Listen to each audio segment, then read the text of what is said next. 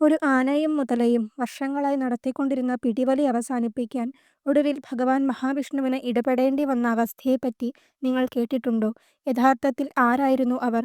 ഭാഗവതം അഷ്ടമസ്കന്ധമനുസരിച്ച് ഒരിക്കൽ പാണ്ഡ്യരാജാവായ ഇന്ദ്രദ്യുമ്നൻ മഹാവിഷ്ണുവിനെ ധ്യാനിച്ചുകൊണ്ടിരിക്കുമ്പോൾ അഗസ്ത്യമുനി കൊട്ടാരത്തിലെത്തി. എന്നാൽ ധ്യാനത്തിൽ മുഴുകിയിരുന്ന രാജാവ് മുനി വന്നത് അറിഞ്ഞില്ല.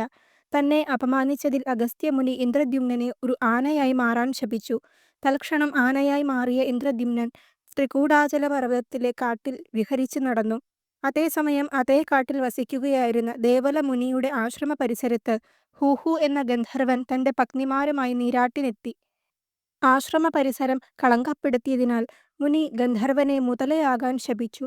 അങ്ങനെ ഗന്ധർവൻ മുതലയായി മാറിക്കൊണ്ട് ത്രികൂടാചലത്തിലെ കുളത്തിൽ ആധിപത്യം സ്ഥാപിച്ചു.